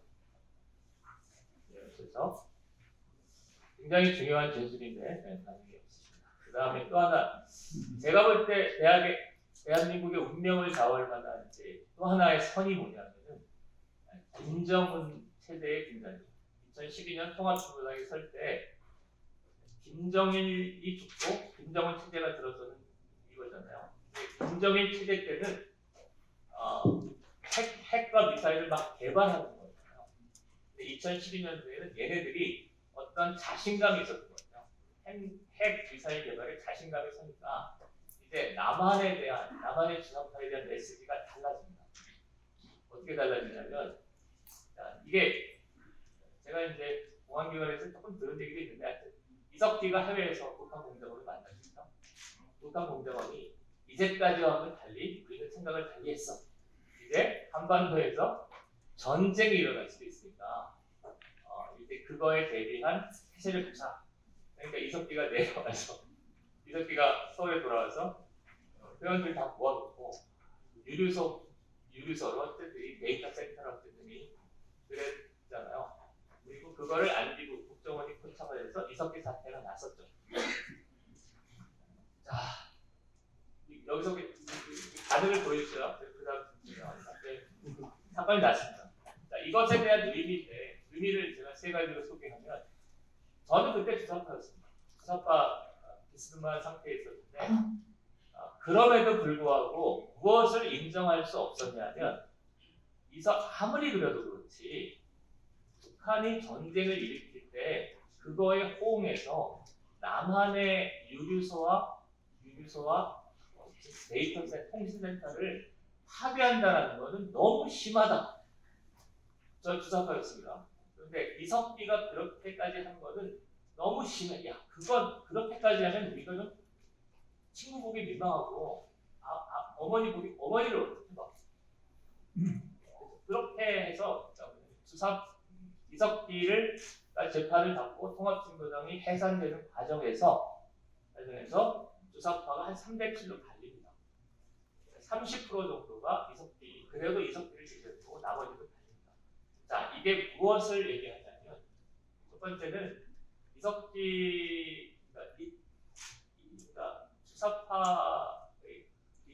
최근에 주사파는 상당히 궁지에 몰려 있습니다. 3가지 때문에 궁지에 몰려 있습니다. 하나는 미중 관계가 격화되잖아요. 미중 관계가 적당히 온건한 관계를 유지하고 그러면 미국도 그렇고 중국도 그렇고 중거리 해결하자, 국익을 실현하자 이러면 주사파가 살 수 있는 공간이 있는데 미국이 중국을 압박하고 미국하고 중국하고 어느 게 오라 이런 상황이 되면 사실은 주사파가 설 자리가 별로 없어요. 특히 우리나라는 이제 불이 붙지 않아서 그렇지 세계적으로 중국에 대한 거부감이 심한 나라입니다. 특히 20대 초중반. 그러니까 20대 초중반 세대가 그러니까 주사파가 386들이 반미를 가지고 한 시대를 풍미했다면 이후에 30년 20대 중후반이 들이 반중, 친미 이런 걸 가지고 이거를 쭉 밀어낼 가능성이 크지 않을까라고 저는 생각합니다. 그 다음에 두 번째는 이재명 사태인데요. 최근에 이재명 사태에서 한 2년 전에 제 주사파 교수님이 저한테 왔었어요. 와서 야 경우야 다시 한번 이재명과 손잡고 때려엎자 이러더라고요. 이게 거의 걔네들이 했던 얘기 그대로입니다. 그러니까 주사파가 대충 주사파의 40, 50대 중년들이 어떻게 생각하냐면 이재명하고 문재인이 약간 희망한 세력이라고 생각해요. 약간 물러터진 애다 이렇게 생각합니다. 막판에 밀어붙여야지 왜 안 밀어붙여? 그랬는데 그래서 이재명을 지지하는 겁니다. 한 15% 정도. 우리나라 중년 15%가 이재명을 지지하는데 이재명을 등에 업고 두들겨 업자라는 정서가 있었어요. 근데 걔네들이 이제 대선이 끝나고 나서도 대선이 끝났는데 지금 사실상 지금 벌어지고 있는 선거 불복이잖아요. 선거 불복을 하는데 최근에 균열 조짐이 뚜렷합니다. 그러니까 뭐가 컸냐면 저도 이재명 수사와 관련된 수사 TV들을 좀 보잖아요. 그러니까 어떠세요? 말이 되죠? 제가 볼 때 그냥 어거지로 정치 보복으로 이재명을 잡아넣겠다 이렇게 보이십니까? 저는 검찰의 수사가 이재명, 김용, 정진상, 대장동, FC 이렇게 얽혔구나. 이재명은 사법처리 되겠구나 이렇게 생각하죠. 네. 그러지 않죠? 그러니까 우리만 그렇겠습니까? 쟤네들도 그렇습니다. 쟤네들 신문 안 보는 것처럼 보여도 길거리에 나와서 최근에 윤석열 터진 그러는데 야 윤석열 터지 말고 이재명에 대해서 어떻게 생각해? 그러면 할 말을 못합니다. 그쪽 캠프에서 이재명 수사에 대한 아무런 얘기를 못하고 있어요. 왜냐하면 이재명 수사가 자기들이 볼 때도 말이 되니까. 그러니까 집회는 막 하면서도 막 집회는 하고 구원을 외치면서도 우리가 졌다 이런 느낌이 좀 오는 것 같아요. 그러니까 히스테릭한 반응을 보이잖아요. 최근에 신부 하나가 이상한 반응을 보이잖아요. SBS에서 무슨 순방하는데 장성곡 같은 걸 틀어놓은 건 이건 거의 히스테릭한 반응입니다. 제가 들었는데 군자산의 약속이 있었잖아요. 그래서 군자산의 약속으로 당을 만들어서 뭔가 하자라고 했는데 경기동부가 꺾일 때 사실은 경기동부의 저기의 해산에 대해서 통합진보당의 해산에 대해서 사실 주사파도 동의를 한 겁니다. 이게 감당이 안 되시죠. 저도 동의를 했다니 경기동부는 잡아놓는 게 좋겠다. 그 다음에 경기동부가 뭘 할 때는 하는 게 좋겠다 이렇게 됐습니다. 그래서 그리고 또 하나는 이제 미국과 중국과의 관계, 그다음에 좀 이따 핵 관계, 이재명 관계에서 제가 이제 전체적으로 요약하면 80년대 후반, 90년대 초반에 주사파는 대전성기였습니다. 그런데 군자산의 약속으로 민노당을 거점으로 해서 뭔가 새로운 일을 하려고 했었는데 2013년, 14년에 한번 벤서리를 맞았죠. 그리고 미중 관계 이런 것들이 열리면서 주사파는 제가 볼 때는 이게 크게 꺾였습니다. 2020년, 20년에 꺾였는데 징표를 소개해드리면 8.15 때 여기 시청 앞에서 8.15 통일 대회를 했어요. 근데 10,000명 정도 깡놀이 다 끌어먹었는데 10,000명 됐어요. 그러니까 주사파로서는 좀 쪽팔린 일입니다. 어떻게 10,000명 보나? 그 다음에 사드 기비 있잖아요. 사드 정상화 시스템을 청주에서 하는데 아무리 긁어모아도 집행을 하기 어려웠습니다. 그래서 사드겠죠. 이렇게 해서 그리고 또 하나는 등등해서 주사파는 이렇게 찌그러 들었습니다. 제가 어느 정도 할 수 있는지 모르겠는데 두 번째는 그런데 그래서 전체적으로 제가 드리고 싶은 첫 번째 얘기는 이게 주사파, 중국파에 대한 이미지가 제가 이제 보수분들하고는 달라요. 저는 지금도 경기동도 사람들 다 알아요. 그 다음에 8.15때 집회하는 친구들 다 아는데 이 친구들은 지금 굉장히 뭔가 해보자, 내가 이겼다 이런 분위기가 아니라 야 내가 뭔가 잘못된 길을 갔을까? 이러고 있어요. 이게 꺾였다라는 게 하나고 두 번째는 그런데 주사파가 위험한 거는 이것 때문에 그렇습니다. 주사파에서 아까도 얘기했지만 주사파인 사람들이 가장 많이 했던 얘기는 한민정이고 범민정 한총련이고 인자상 약속이고 있어요. 근데 얘네들이 동안에서 보는 시각과 어떻게 다르냐면 저는 주사파 서열이 제가 몇 쪽에 들어요. 100쪽 안쪽에 들건 분명하고요. 한 50쪽 안쪽에 듭니다. 저를 좀 근데 뭐냐면 저도 김일성에 대한 충성 맹세를 한 적이 없습니다. 김정은에 대해서 부정적으로 생각합니다. 그 다음에 김정일에 대해서도 그렇게 좋아하지 않았습니다. 제가 주사파 서열이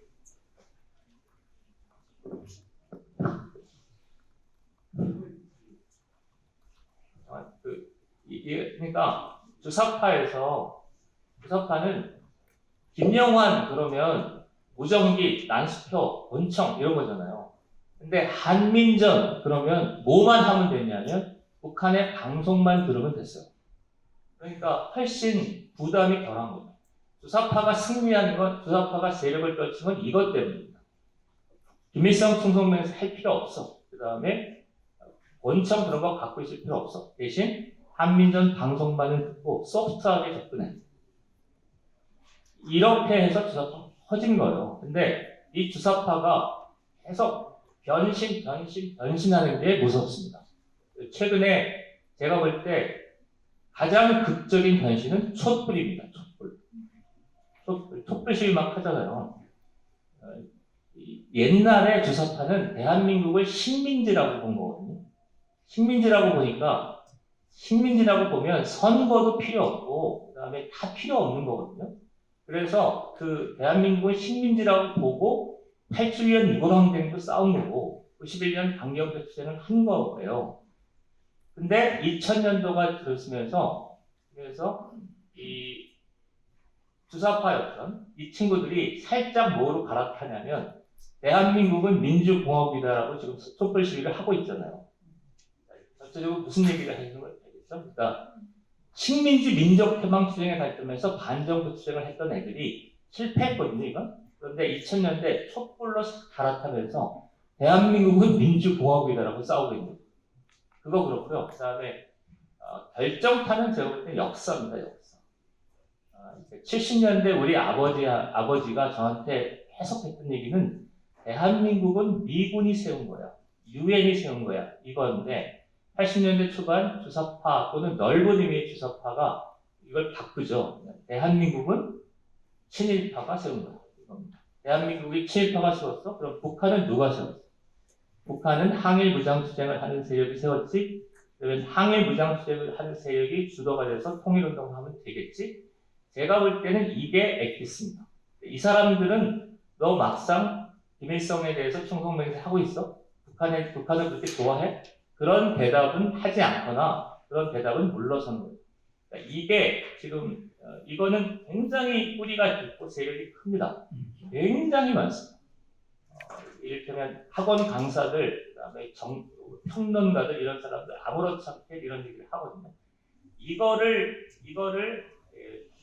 개선하는 작업은 굉장히 많이 시간이 걸릴 겁니다. 그래서 제가 딱 몇 가지 제안만 하고 이제 하면 지금 주사파들은 이렇게 하고 있지 않습니다. 집안에 들어가서 입을 꽁꽁 입을 숨어놓고 여기서 무전기 치거나 남들에게 들킬까봐 몰래 숨어서 뭘 하고 있지?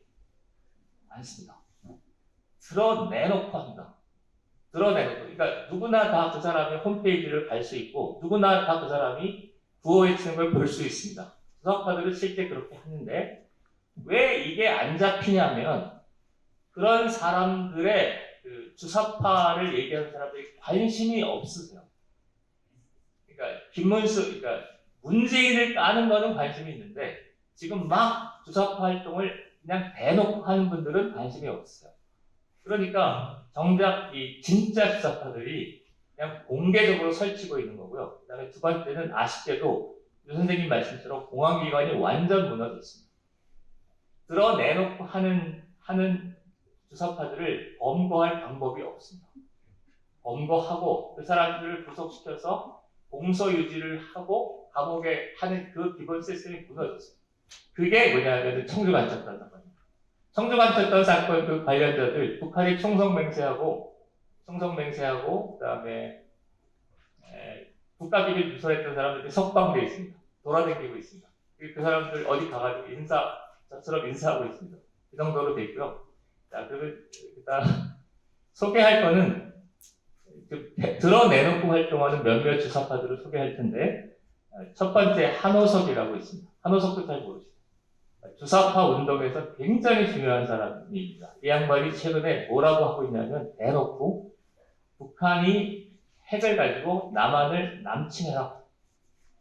이게 믿겨지시나요? 남침해라. 그것이 6.25 전쟁이다라고 쓰고 있습니다. 글을 한 2달 전부터 계속 쓰고 있는데 그러고 있죠. 그게 하나고요. 그 다음에 저는 이거 정말 가슴 아팠습니다. 1심의 관련자 중에 박병 누구라는 사람이 있습니다. 성대 8위학번인데 이 양반이 김순호 경찰국장이 있었잖아요. 김순호 경찰국장이 되니까 김순호 경찰국장 그다음에 이 성대 박병식 씨가 성대 8위학번 동기입니다. 옛날에 노동운동을 같이 했었는데 노동운동을 할 때 김순호 씨가 그러니까 자기의 정보를 팔았다, 밀정 역할을 했다라고 했을 때 정말 집요하게 분열일이었습니다. 근데 저는 좀 아니까 그냥 보고 있다가 보니까 박병식 씨의 그 문제 제기가 좀 지나쳐요. 아니 옛날에 그 운동하다가 무슨 경찰에 연행돼서 불기도 하고 그러거든요. 근데 그거를 그렇게 하는 것도 그렇고 그 다음에 그 정도가 근데 그 양반은 박병식 씨는 뭐냐면 1심의 관련자예요. 1심의 관련자고 북한에 충성맹세를 해서 간첩 혐의로 3년 6개월 받은 형인데 지금 이 그림이 나오셔요. 박병 이 양반은 1심의 관련자 간첩인데 김순호 이 양반은 대한민국의 공안 대공경찰인데 이 사람을 너 옛날에 밀정 역할을 했지 그만둬 이러고 있는 거예요. 저는 이것 때문에 정말 꼭지가 돌았습니다. 아무리 세상이 그렇지 이렇게까지 할 수가 있어 이런 거고요. 그 다음에 세 번째 이제 주사파 중에서 활동하고 있는 게 저희가 그 성과를 올린 게 신영복 원은석 문제입니다. 솔직히 저는 신영복 원은석이 성공에 대해 있었다면 별 문제를 제기할 마음은 없었습니다. 그런데 이거 국정원 원은석에 딱 있으니까 이건 좀 심했다 하고 이례시도 하고 유 선생님도 이례시도 했습니다. 그런데 흥미 있었던 건 뭐냐면 원은석이 철거됐거든요. 네, 그 SBS에서 그 토론회를 하는데 정말 민주화 운동 쪽에 그런 관점을 갖고 있는 분들은 신영복 원은석 토론을 절대 하지 않습니다. 하면 불리하니까 그냥 싹 입 닫고 꺼졌습니다. 입 닫고 끝났습니다. 그 다음에 또 하나 이제 지적할 거는 향후에 비정규직 운동에서 주사파가 세력을 확대할 가능성이 높습니다. 특히 택배노조 작년에 파업했잖아요. 그거 다 주사파입니다. 2013년 경기동부 사태가 있고 나서 주사파들이 뭔가 세력이 불리하니까 어디로 대거 돌았냐면 하나가 진보당이고 하나는 비정규직으로 돌았습니다. 택배, 모모, 건설, 학비 쭉 해서 향후에 비정규직 운동을 거점으로 해서 주사파가 정책으로 제기할 가능성이 있지 않을까라는 생각을 저는 합니다. 비정규직 운동을 좀 관심 있게 봐야 되고, 세 번째가 지금 볼 때는 정의당이 좀 크잖아요. 근데 정의당은 약간 세력이 크게 약화될 가능성이 크고, 대신 진보당이 이제 민노당, 통진당, 진보당이거든요. 진보당이 이번에 지방선거에서 21개 의석을 했습니다. 정의당보다도 많습니다. 조직 역량을 가지고 했습니다. 제가 전체적으로 제가 결론을 요약하고 이제 마치겠습니다. 하나는 그 주사파를 얘기하는데 그러면 주사파 용어로 주사파 얘기를 할 필요도 있을 것 같습니다. 뭐냐면 한민정이나 범인현 한총련이나 김대상의 약속이 남한 주사파의 입장에서는 훨씬 중요합니다. 그런데 뭐 어쩔 수는 없을 것 같긴 한데 너무 이제 김정은 이렇게 내용이니까 주사파의 어떤 실체를 파악하는데 좀 너무 한쪽 면으로 하는 거 아닐까 이렇게 생각하고요. 그다음에 두 번째는 그런 면에서 주사파는 어쨌든 2013년 경기동부 사태가 결정됩니다. 그러니까 99년 민혁당 중부지역당이 깨진 게 결정이고, 그다음에 2013년 경기동부가 깨지면서 그 다음에 남한 주사파는 새로운 활로를 찾지 못하고 있는 상태로 저는 봅니다. 그리고 여러 가지 주변 정황을 고려하면 세력이 약화될 거라고 생각합니다. 그다음에 세 번째는 그러나 주사파의 변종들이 계속 세력을 확대하고 있기 때문에 이거는 굉장히 주목을 요하는데 단 이거는 공안이나 체제라기보다는 대몽적이라고 생각하고요. 네 번째는 이제 마지막으로 저는 지금 여기서부터 그냥 솔직히 얘기해도 되죠. 왜냐하면 주사파는 그렇게 복잡하지 않습니다. 그냥 저기 어디에 나가면 제 주사파 이러고 있습니다. 여기서 딱 얘기하시면 제 빨간색 잠바를 입은 아이 이렇게 특정할 수 있습니다. 그래서 옛날에 숨어 있을 때는 그게 안 되는데 저는 제가 그러니까 집회장에 있으면 제 주사파 이렇게 찍을 수 있습니다. 얘네들은 숨어 있지도 않고 자기를 감출 마음도 없습니다. 그런데 왜 그 사람들이 주사파로 특정되지 않냐면 주사파에 관심 있는 사람들이 그런 주사파에 관심이 없었어요. 그러니까 문재인 주사파 뭐 이렇게 자기의 정치적 위상을 정치적 어떤 비전을 입지를 하는 데는 관심이 있지만 정작 눈에 보이는 주사파는 별 관심이 없어요. 그러니까 그게 지금 안 보이는 겁니다. 아이고, 제가 잘 모르면서 떠들었다고 합니다. 제가 좀 좋은 시간이 자 마치겠습니다.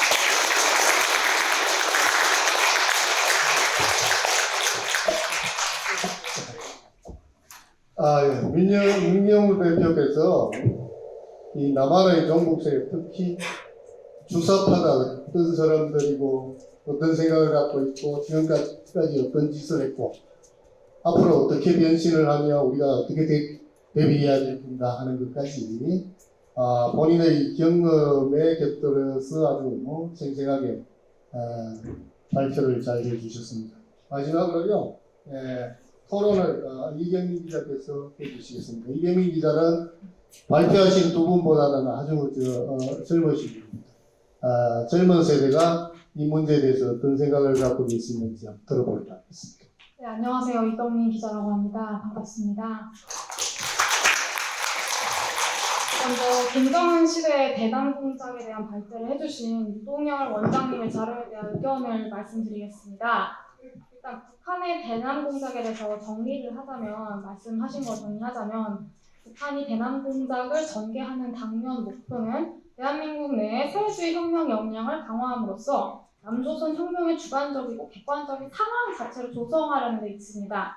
그리고 그 단계로는 1단계 민족해방 민주주의 혁명과 2단계인 남북 합작을 통한 사회주의 혁명이라고 볼 수 있고, 그렇게 북한은 우리나라를 미국에 종속된 식민지 사회로 여기고 미군을 추출하는 것을 목표로 삼습니다. 그래서 남한의 불순 세력을 지원하고 남조선 혁명의식을 부추하며 혁명당과 통일전선을 형성하고 반혁명 역량의 거세 차원에서 주한미군 철수, 국가보안법 무력화, 안보 수사기관 무력화 등을 꾀한다고 생각을 하는데요. 그리고 또 일단 최근에 도발이 점점 심해지고 있는데, 이런 일단 미사일 발사와 예정되어 있는 아마 핵실험을 할 것 같은데요. 이렇게 핵 무력을 과시함으로써 남남 갈등을 조장하고 있다고 생각합니다. 근데 저는 사실 이런 북한의 전략이 그렇게 크게 효율적이지 않다고 생각하고 있습니다.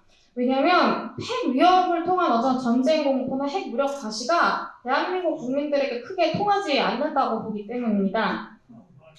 최근 뉴스핌의 여론조사에 따르면 우리나라 국민들 중 대한민국의 자체 핵무장을 지지하는 비율이 51%나 된다고 합니다. 심지어 그중 35.2%는 자체 핵무장을 지지를 했는데요. 그만큼 우리 국민들의 북핵 위협에 대한 경계나 안보의식이 상당히 철저하게 형성되어 있다고 생각하는 것입니다.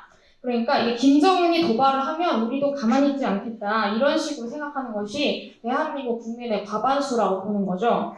그리고 심지어 더불어민주당을 지지하는 사람들도 78%나 우리나라의 그 핵 잠수함 추진을 찬성한다는 여론조사가 있었습니다. 그러니까 일부 친북적인 성향을 갖고 있는 사람들도 북한의 핵 위협에 대해서는 김정은 정권의 핵 개발에 대해서 비판적이라는 뜻으로 해석이 됩니다.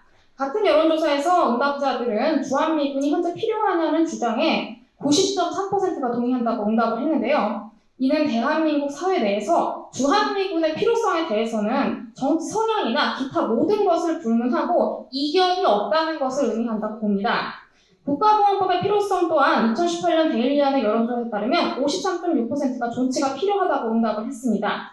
즉 대한민국 국민들의 안보의식이 생각보다 문재인 정권을 거쳤음에도 불구하고 많이 뚜렷하고 국가관이 긍정적이고 대한민국 체제를 증정하는 사람이 절대 다수라는 뜻입니다. 그래서 2021년 실시된 여론조사 공정의 조사에서는 무려 64.6%가 국가보안법 조치가 필요하다고 답한 것입니다. 즉 북한의 사상적 대남 공작이 매우 열심히 실시되고는 있지만 그래도 우리 국민들이 나라를 사랑하는 마음이나 국가관이 뚜렷하게 잘 먹히지 않는다고 봐야 될 것 같습니다. 그리고 사실 제가 또 긍정적인 이유는 이런 여론을 주도하는 것이 기존의 6070 반공 의식이 뚜렷한 세대가 아니라 2030 세대들이 오히려 반공 의식이 더 뚜렷하다고 생각하기 때문입니다. 아산정책연구원이 2021년 9월 발표한 여론조사에 따르면 남북 간의 전쟁 가능성의 위협에 대해서 좀 위협적으로 보는 것은 60대가 아니라 오히려 20대였습니다. 54.9%로 절반이 넘었고 남북 관계에 대한 부정적인 인식이 예를 들어 20대 같은 경우는 85.1%에 달합니다.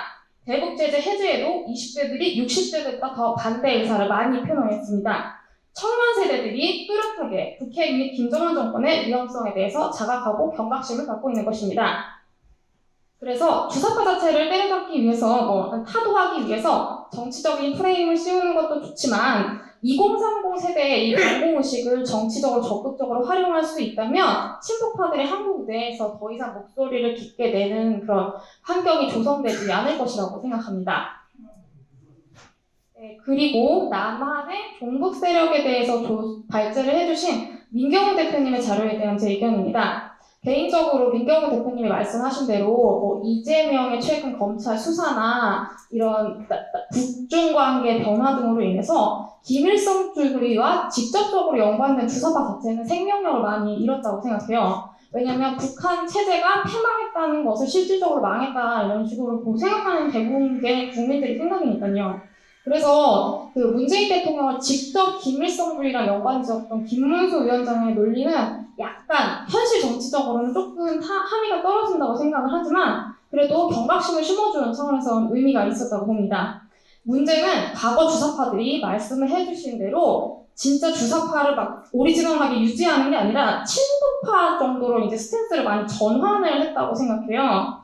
그러니까 이들의 이론에 대해서 또 사상적인 영향을 받아서 생겨난 자생적 친북파가 또 많다고 봅니다. 이런 사람들이 이제 촛불 집회 나오고 최근에 이제 윤석열 대통령 퇴진 집회 같은 데 등장을 한다고 생각을 하는데 그래서 원래 다 죽어가야 하는 이 주사파 세력에게 자생적 친북파가 정치적인 산소 호흡기를 붙여놓고 어떻게 보면 호흡을 공급한다고 생각을 하는데요.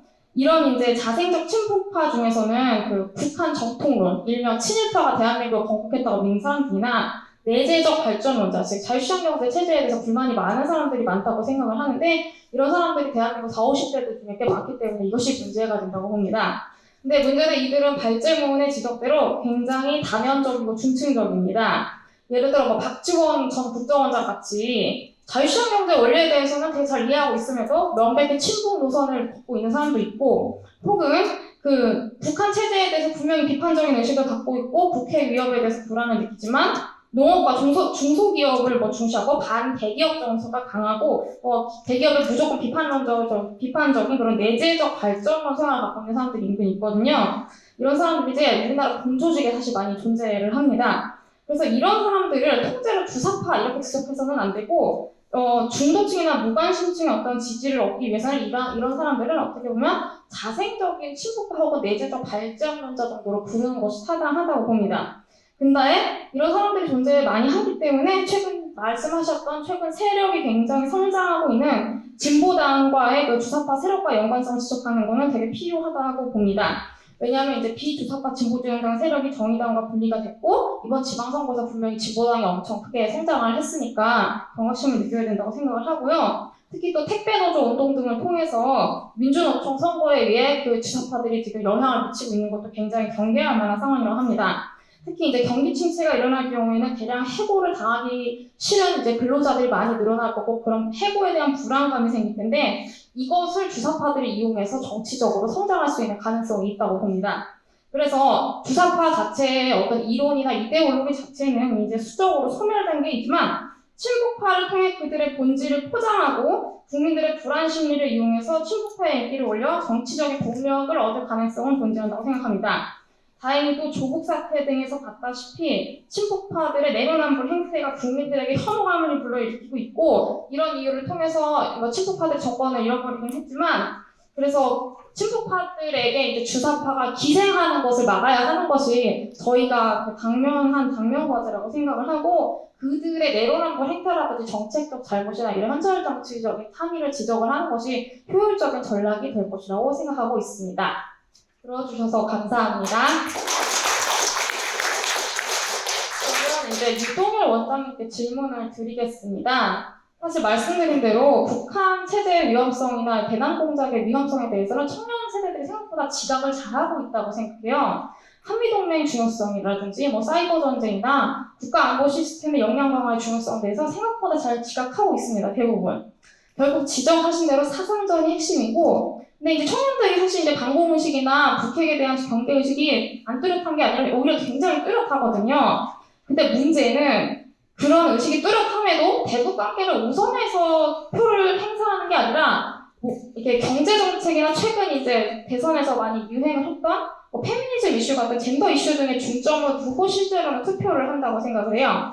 그래서 대북 안보 이슈가 중요함에도 청년층들의 표심을 직접 막 엄청 자극하는 일대의 원칙은 아닌 것 같은데 그래서 대북 안보 이슈가 좀 더 매력적이고 재미있게 청년들에게 흥미롭게 다가가야 된다고 생각을 하거든요. 또 이런 식의 이데올로기 발전을 위해서는 어떤 방향성을 생각하고 계신가요? 네, 질문.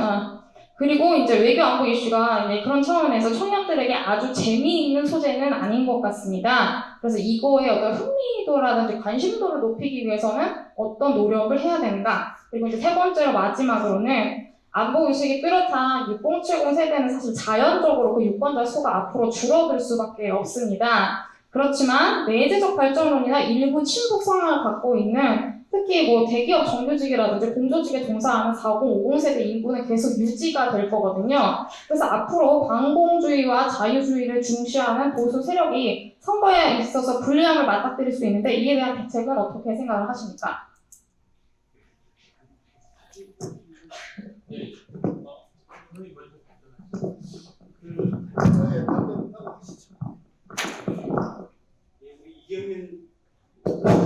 우리 이경민 기자님의 토론을 보니까 든든합니다. 똑소리가 나네요. 우리 대한민국 젊은이가 그런 사고와 인식을 가지고 있다면 대한민국 미래는 밝을 것이다 생각하는데요.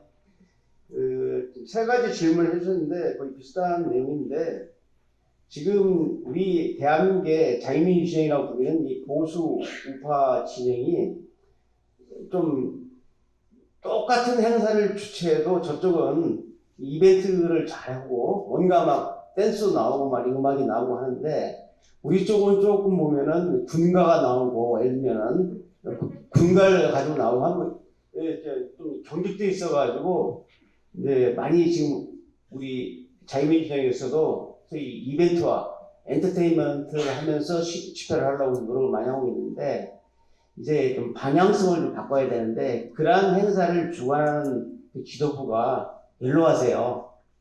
그러니까 저도 거기에 묶입니다. 제가 지금 58년 개트 65 개트인데 저도 거기에 묶여요. 70, 80대 어르신들이 그런 것을 기획하고 주도하기 때문에 그러다 보니까 이게 좀 우리 젊은 층 시각에서 볼 때는 정말 상당히 좀 올드하다는 생각이 들고 좀 구태연하는 생각이 들고 좀 그런데 제가 이렇게 중요시하는 것은 뭐냐면 그 모든 사회든지 소위 이게 계승하고 단절 계승이 있는데 우리가 나이 드신 어르신들 이 얘기도 좋은 건 계승을 하고 뭐 잘못된 건 우리가 혁신하면 되는 거거든요. 과거 없이 현재 없고 현재 없이 미래가 없기 때문에 이게 완전히 끊긴 게 아니라 이 역사라는 게 과거, 현재, 미래가 이어지는 거기 때문에 그러한 차원에서 보면 되고 또 이경민 씨도 나중에 나이가 한 50대 뭐 생각도 어려운 나이지만 되면은 20대가 또 이경민 씨를 그렇게 볼 거예요. 네, 이런 그 세대차가 있는데 이걸 갖다가 저희들 기성세대에서 젊은이들의 취향에 맞게 또 그런 식으로 그 컨텐츠를 개발해갖고 접근하는 방법을 계속 모색해야 된다고 생각합니다. 그래서 저도 어떻게 하면 젊은이들을 끌어당길까, 그들에게 좀 관심을 갖도록 할 것인가 하는 문제에 대해서 많이 연구를 좀 해보겠습니다. 감사합니다. 예. 감사합니다. 민경호 대표님께 질문을 드리겠습니다. 아까 말씀하신 대로 그 친일파 청산에 대한 인식이 사실 그 주사파를 파생시키는 되게 중요한 사건이라고 말씀을 하셨잖아요. 예. 그렇죠? 네, 이런 사람들 특징이 이승만 박정희 정권의 경제 발전과 자유 대한민국 수립에 대한 업적에 대해서 매우 부정적인 인식을 갖고 있고 친북적인 논리에 휩쓸리기 쉽습니다. 그래서 이런 사람들의 어떤 그 그릇된 사고관에 대한 반박 논리 체계라든지 이런 것을 어떻게 구성하고 계십니까? 1, 2, 3을 다 하는 게 좋겠는데. 네. 그러니까 그리고 이제 특히 내재적 발전론자들이라고 하죠. 시장 경제에 대해서 부정적이신 분들도 친북 논리에 휩쓸기가 쉬운데 이런 분들이 약간 안정적인 직장이라고 해야 되나? 그 공무원 사회에 사실 많다는 통계를 제가 봤습니다. 그래서 공무원들이 반기업 정서가 높다는 연구 결과도 분명히 존재했고, 그래서 이런 분들이 시장경제 체제에 대해서 긍정적인 인식을 갖고 이승만 박정희 대통령의 경제발전 성과에 대해서 긍정적인 인식을 갖게 하려면 어떻게 해야 된다고 생각을 하시는지 궁금하고요. 마지막으로는 최근 말씀하신 대로 주사파 정당들이 택배노조를 중심으로 노동조합과 결탁하는 모양새인데 이런 노조의 목소리가 그 경기 불안이나 이런 흐름을 타고 국민들 사이에서 지지를 받지 못하게 하려면 어떻게 해야 된다고 생각하시는지 궁금합니다. 세 번째부터 얘기를 한다면 네. 민주노총의 지도부는 다음 선거에 좀 바꾸어야 됩니다. 그러니까 양경수 팬부가 주사파거든요. 그래서 제가 민주노총하고 얘기를 해보면 민주노총의 다른 지도부도 다른 분들도 그 주사파 집행부에 대해서 부정적인 생각을 갖고 있습니다. 그러니까 민주노총이라고 다 주사파 이건 아니고요. 민주노총 안에서도 주사파는 그렇게 크지 않아요. 얘네들이 왜 그렇게 당선이 됐냐면 직선제를 통해서 표의 집중을 통해서 당선이 된 거기 때문에 제가 볼 때 그 민주노총 집행부를 좀 바꾸고 민주노총의 비정규직 노조들이 주사파의 영향을 받지 않거나 아니면 주사파의 영향을 받더라도 합리적이고 온건적인 운동을 하는 게 필요하고 이게 굉장히 급한 과제로 보이고요. 두 번째는 제가 볼 때 민주노총이 지금 약간 기득권 집단이잖아요. 그 기득권 집단을 공격하는 그런 활동들을 좀 할 필요가 있는 것 같아요. 그래서 그렇고 그다음에 제가 가장 우려한 건 경제입니다. 내년에 경제가 어렵게 되면 소시민, 비정규직을 중심으로 굉장히 극단주의가 성장할 가능성이 있는데 불행히도 그 세력 대부분을 지금 주사파가 한 70% 장악하고 있어요. 그러니까 이게 연동되면 우려할 만한 상황이다라고까지 인지하는 단계고요. 네.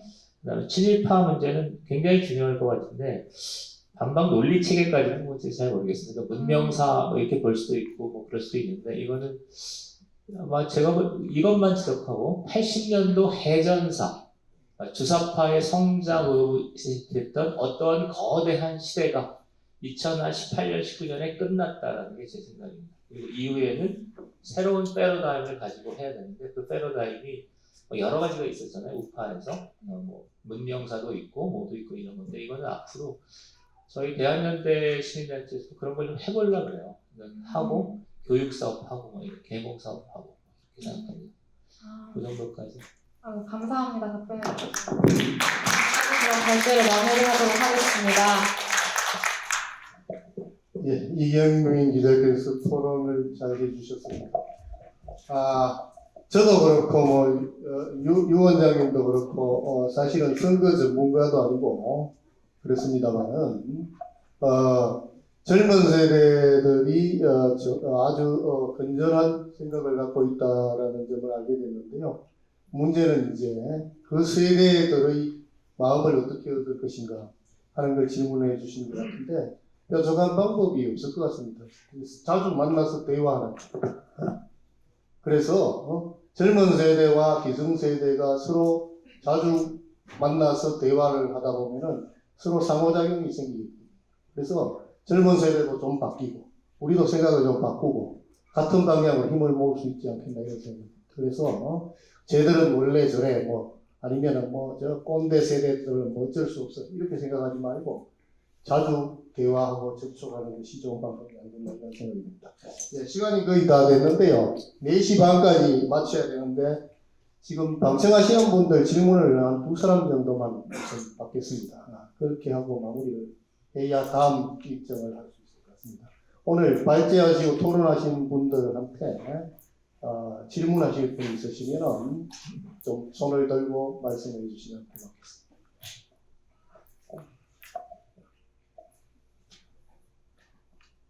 질문하신 저기 오른쪽에 계시는 마이크를 좀 주시면 좋겠네요. 예. 제가 질문하고 싶은 게 있는데요. 일단 맨 처음으로 유동현 원장님께 질문을 하고 싶습니다.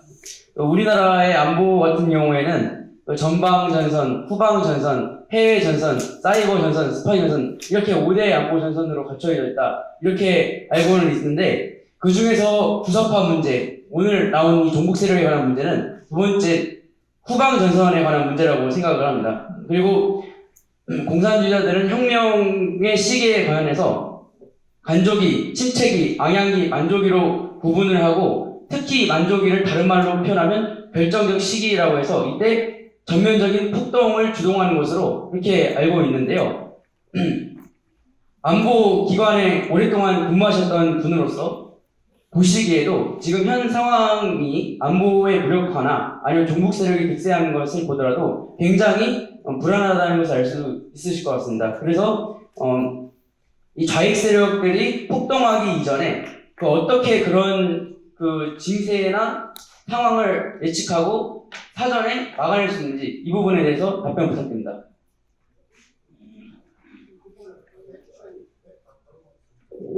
예, 아주 좋은 말씀 했는데요.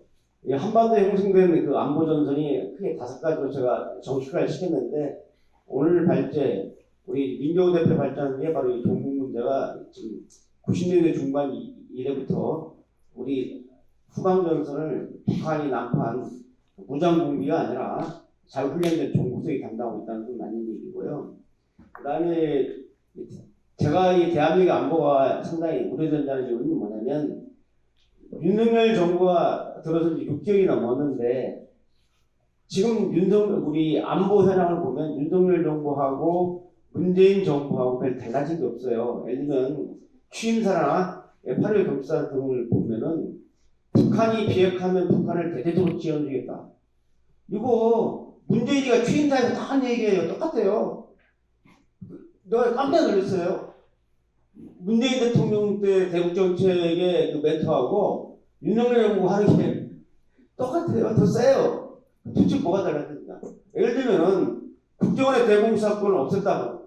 그럼 윤석열 정부는 국정원의 대공수사권이 필요하니 부활시켰다는 이런 의지를 표명한 적이 없잖아요. 대통령 취임준비위원회에서는 경찰청 국정원에 가서 경찰에다가 차질 없이 대공수사권 이관시켜라. 그런 말 하면 안 되죠. 대공수사권을 부활시킨 문제를 검토하라. 이렇게 나와야 되는 거 아닙니까? 그리고 대공수사권을 뺏어놓고 경찰에 줘놓고 경찰의 안보 수사력을 강화시켜야 되는데 도리어 안보 수사 인력을 20%를 감축했어요. 이 명백히 비정상 아닙니까? 그러면 6개월이 지났으면은 이게 뭐냐? 다시 경찰의 안보 수사 역량을 강화시켜라. 최소한 국정원 수준으로 높여라. 이런 게 지시가 나와야 될 거 아닙니까? 내가 이번에 주관조서에 글 쓰고 여기에 써가지고 이게 되는 일이냐 해가지고 지금 국감 때도 논의가 되고 그랬는데 도대체 윤석열 정부가 할 일이 하도 많다 보니까 국가의 최우선순위를 제대로 좀 설정하지 못해서 그러는데요. 제가 안보의 상축은 한미동맹입니다. 한미동맹이 이게 정상화돼야 되고 이게 잘 되는 것 같아요. 앞으로. 두 번째는 군입니다. 안보부장력인 군. 이 군이 제대로 자리를 잡아야 되고 세 번째는 대한민국 안보를 지키는 바로 국정원, 경찰, 방첩사령부 이런 안보수사기관이 정상화돼야 돼. 마지막으로 중요한 게 있습니다. 국가 안보 측에서 바로 국민들의 안보 의식입니다. 국가 간 역사 간 안보관이 이번에 보니까 이렇게 북한이 미사일 쏴야 되는데 이태원 사건만 언급하고 국민들이 전혀 놀라지 않아요. 이게 뭐 성숙된 시민의식이니까 위험한데 위험하다고 소리 질러줘야 되는데 그래서 이 네 가지가 바로잡히지 않는 한 안보 불안은 계속된다고 생각합니다. 이상입니다. 한 번만 더 질문을 받겠습니다. 예. 이동목 선생님 말씀하시죠.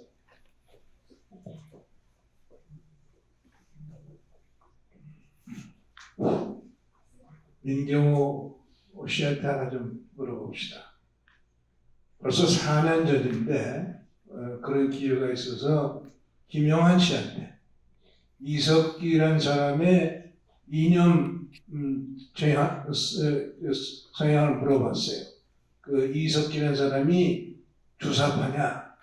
그랬더니 김영한 씨가 아니다 라고 그러더라고요. 그러면서 그러면은 이석기의 소위 이념 성향을 어떻게 보냐 그랬더니 그 민주사회주의로 정도로 보면 되지 않겠느냐라는 게 그 이 김영한 씨 얘기였어요. 그날 김영한 씨가 그 얘기를 한 것이 상당히 그 많은 사람들이 모인 장소입니다. 이 우파에서 나라 걱정하는 사람들이. 그래서 오늘 이 민경호 씨한테 그때 그 김영한 씨의 그러한 얘기에 대해서 민경호 씨는 어떻게 생각하는지 한번 여쭤보고 싶고 거기에 첨가해서 하나 더 그 보수적으로 물어보고 싶은 게 최근에 이제 김문수 전 경기도지사가 무슨 위원장을 하고 나서 그분의 소위 이념 이 성향에 대해서 언론에서 많이 다뤘어요. 그래서 원래 그 주사파를 이렇게 추정하다가 어떤 계기가 돌았습니까? 그랬더니 그 김문수 지사 말씀은 소련이 망하는 과정을 보고 공산주의가 이 전 세계적으로 해체되는 걸 보고 생각이 바뀌었다. 아마 제일 중요한 요인을 그걸 들더라고요. 근데 나는 사실은 내가 1971년부터 이 남북 이 대화에 관계를 해가지고 그 뒤에 거의 50년 가까운 세월을 그래도 북한 문제, 공산주의 문제에 대해서 좀 관심을 가지고 이렇게 살아왔는데 우리 민경호 씨한테도 좀 개인적인 이야기가 들었는지 모르지만은 그 이제 젊어서 한때 그 주사파적인 그런 어떤 그 이 가치 세계에 빠졌다가 거기서 돌아 나오는 것이 정말 가능한가? 정말 가능한가? 하는 걸 한번 여쭤보고 싶어요. 먼저 경기동부 이석기 씨가 주석파가 민주사회주의다, 그건 납득하기 어려운 주장이에요. 그건 좀 말을 실수하셨거나 그럴 것 같아요. 그날 실수할 분위기가 아니라 여러 번 우리가 되묻고 그랬는데 그 주장을 고소하더라고. 경기동부는 제가 이제 거기 가서 강연도 많이 하고 경기동부 서클에도 참가해 보면 진한 주석파입니다. 의문의 여지가 없는 것 같습니다. 왜 그랬는지 좀 모르고.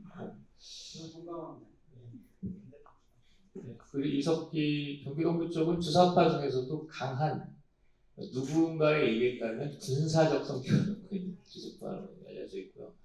그 다음에 전향이 가능한가 주사파인 것이 저도 최근에 정말 절망에 가까운 생각을 갖고 있어요. 제 친구들, 후배들이 보면 그러니까 전혀 바뀌지 않고 바뀐 사람들이 아주 희귀하거나 그런 어떤 성향을 갖고 있는 사람들이 그렇고 나머지 대부분은 바뀌지 않거나 않는 것. 그리고 상당히 강한 충격이 있어도, 강한 충격이라는 게 뭐 연평도 같은 건 상당히 심각한 충격이었거든요.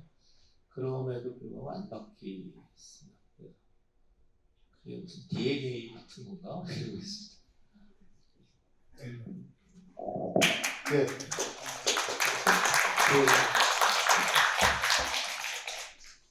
거의 뭐 2시간 좀 모자랍니다만 오랜 시간 동안 우리 사회의 제일 뜨거운 문제, 북한의 김정은 시대의 대남 공작과 남한의 정복 세력에 대해서 발표를 토론을 했습니다.